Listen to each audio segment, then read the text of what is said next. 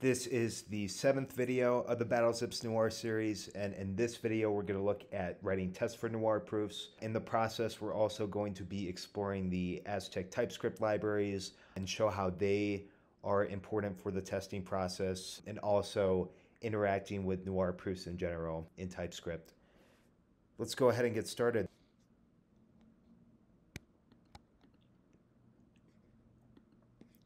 So looking at the repository, we have two files we test in. We have a circuit.typescript file, and this is just for testing the validity of the board and the shot circuits. And then we also have a game.typescript file, and this is for playing an entire battleship game on chain and just testing that the verifier contracts work correctly. But we'll start by looking at the circuit.typescript file. So starting off, the most used TypeScript package out of any of them for testing, at least in this case, is going to be the Berettenberg library. And with Berettenberg, you can create proofs in TypeScript, set up provers and verifiers in TypeScript, and verify proofs in TypeScript. It also offers a whole host of other helpful functions. In this case, we are going to be using its Peterson hash implementation. But let's go ahead and jump into the test with that noted. So before we run any of the tests, we want to make sure we initialize a Berettenberg WebAssembly class. And we simply do that by importing Berettenberg WebAssembly and calling new on it. And then for most of the classes that the Berettenberg package provides, we have to supply the Berettenberg WebAssembly class into the constructor, like so here for the Peterson implementation. But for other examples, this is usually the case as well. You have to pass this in, and we'll see more of this in the front-end implementation in the next video. But going down to the tests, we first test the board circuit, and we want to ensure that all of the edge cases, the cases that should fail, are indeed failing. So real quick, before we jump into the board tests, we do a few more things here. So we actually get our board circuit by compiling the board circuit file. And as we can see here, we use a function called compile, and this is provided by the Noir WebAssembly package here.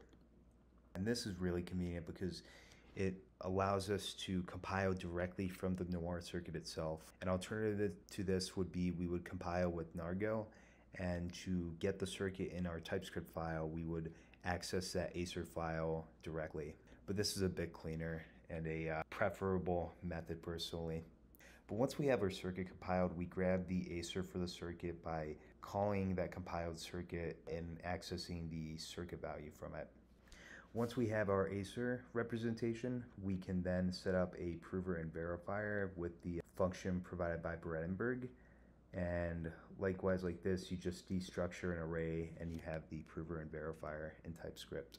But moving down to the first test, we want to ensure that negative values are indeed failing for the circuit. This is expected behavior, but just for a complete coverage of the test, thought it would be important to include. So obviously this is going to fail because signed integers are not currently included in Noir. And moving on, something important to touch on is how Peterson hashes are created in the Noir files versus created in TypeScript. And this was actually tricky for a bit because when we were originally writing these tests, we weren't actually able to get the hash for the ship arrays generated in TypeScript to match the one computed in Noir. But the reason ended up being is because Noir treats numbers as 32-byte hex strings.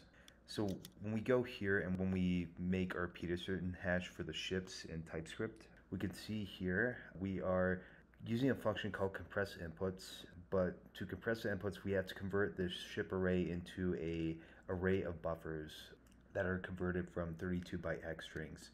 So here we have a function called num2hex, and this will just take in a number, convert it to a hex value, and based on the length of that hex value, we will add the padding necessary to result in a 32-byte hex string. Because again, when we create this hash with 32-byte hex strings, it's a very different value than just creating a hash from the numbers. We want to make sure it matches the format that is used in Noir. But once this is done, we have a buffer representing the Peterson hash, and in the next step in the ABI, we just specify this hash here. We prepend a 0x, and then we convert the buffer to a hex string. And then this is good to pass into our proof. Additionally, the array of ships, because remember the board circuit takes both the hash of the ships and the ships themselves as input through the ABI. And down here, we finally use those Brandenburg functions, create proof and verify proof. So to create a proof in TypeScript, what we need to pass into this create proof function is the prover we generated here in this before hook, the acer we have assigned here in this before hook as well from the compiled circuit, and finally the ABI we specify here. Something important to know about the ABI is the order actually doesn't matter for the inputs you specify. It might not seem that way with an object, but behind the scenes in this function, this is getting converted to a form where the sequence of these inputs matters. So I just want to make sure they're in the same order that matches the circuit, because that's another thing that could trip you up. But once we generate the proof, in order to verify a proof, we just use this verify proof function, and we pass in the verifier, again, that we generated up here in this before hook, and then pass in the proof that we generate on the line above. And this will return a Boolean value, verified. And if this were a proof where constraints were to fail, then obviously this would be correct and being false. But the fact that signed integers aren't even supported means it's just going to error out. So this expect will be the one that ends up being run. Moving down to some further tests, we want to ensure that non-binary z coordinates or z values are not accepted, because obviously there's two directions, horizontal and vertical. We want to ensure that any x values out of bound that is a bound above 9, since below 0 is just going to make the proof error. We want to make sure that constraints fail if the value is greater. We want to ensure that the ship is placed horizontally and its length exceeds the bounds of the board, that based on that initial, or the head of the ship where it's placed, it'll fail. Same with Y, we want to ensure that if a ship is placed low enough on the board that its length exceeds the rest of spots available, that it fails. And again, with Y, any value above 9 is going to be an automatic failure. Down here we test ship collisions, so we can see these first two ships have the same position. We expect this to fail. We expect it to fail when two vertical ships share the same positions. Just random ship placements where there's various collisions. And then finally, we just want to check that hash integrity is working properly. So if we supply an empty hash, it's obviously not going to match the hash of the ship array provided to the Noir circuit. And then likewise here with an incorrect hash. And then finally, we get to the part where we test valid placements. And now this takes us to the shot circuit. And for here, we don't need to go over all these steps again because it's pretty much the same. Obviously, instead of the board circuit, we are now compiling the shot circuit, so accessing the shot subdirectory. And first off, again, we want to test those failure cases. So we want to see if a shot will fail, if negative values provided. And again, this will just result in an error because negative values won't even be accepted as inputs to the proof. Here, out of bounds, any value above 9. Same for the Y value. And again, here we want to test hash integrity for the ships. So empty string is tested, an incorrect hash, but it's still 32 bytes. Then we're moving on to testing constraints related to hits. So for this first case, we're going to take a shot at coordinate 0, 0, where no ship is placed, but declare a hit. So the verification is going to return false in this case. And then for the next 4 cases, we're switching back and forth between Z being 0 and 1, and also declaring hit as a miss and miss as a hit, just to test that our ship placements are working correctly in relation to shots. And finally, we get to the valid shot section, and we have a few cases for this. But yeah, that does it for the circuit test file. Let's go ahead, check out the package.json real quick. We have a few helpful scripts for running tests. If we want to test the circuit file, we just do yarn or npm run test circuit.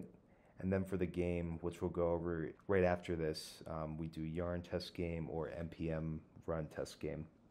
But let's go back to the circuit file and run the test real quick.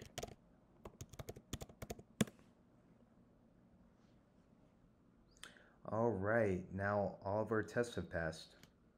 So that does it for the circuit test file. Now we can move on to the game.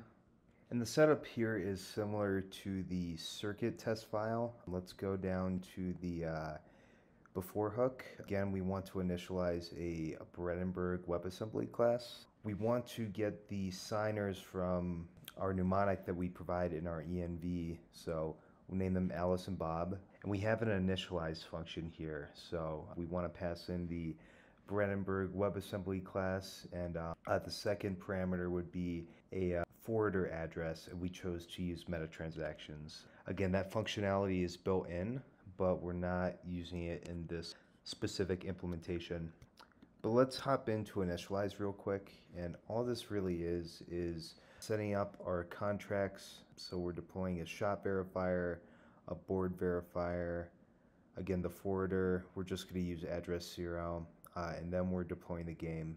And as shown in the last video, when we create a new game contract, we want to pass in a forwarder address, a board verifier address, and a shot verifier address. That takes care of the contracts though, so the next step is initializing our Peterson hash function, and then creating a hash of the board for Alice and a hash for the board for Bob. And then we're going to pass these into the test file. Real quick, the boards and shots are just hard-coded up here.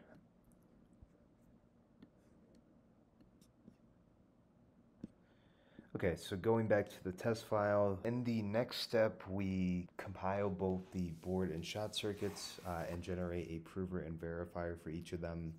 And once this step is done, we can then go and start a game.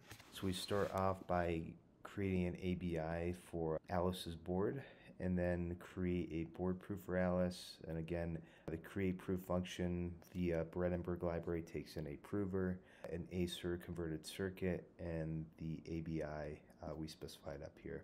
For the purposes of redundancy, we just verify the proof here, even though this will be done in the contracts as well. And then call the new game function for Alice and pass in her board hash and the proof to go along with the board. And if the proof passes successfully, then we can go to the next step, which is allowing Bob to join an existing game. And similarly, we create a board ABI for him, create a proof for his board, verify the proof here in the TypeScript file, and then finally join the game where we pass in his board hash and his board proof. We then confirm that both players are in the game, and once that is confirmed, we take the opening shot with Alice. We then go into this helper function called simulate turn, and this will play out the rest of the game for us. So the start of this function, we specify a shot ABI for Bob, and this is going to be taking the board for Bob, specifying that the previous shot was a hit, take the ships for Bob, and then finally get that shot from the Alice shot array imported from the other file. We then create a proof for this shot.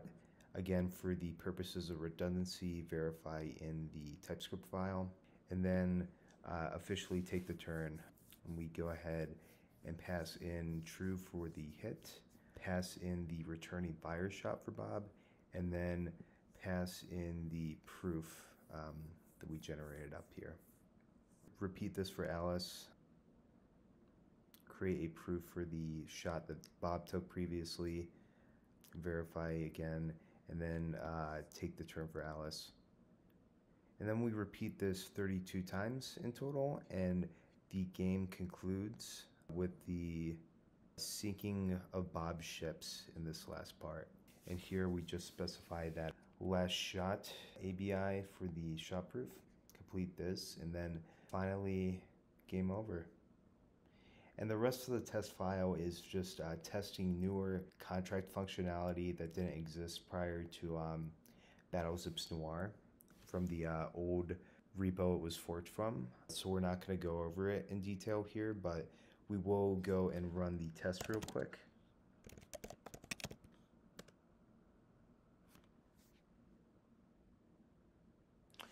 Great, so all of our tests have passed, and this concludes the video on testing in Noir.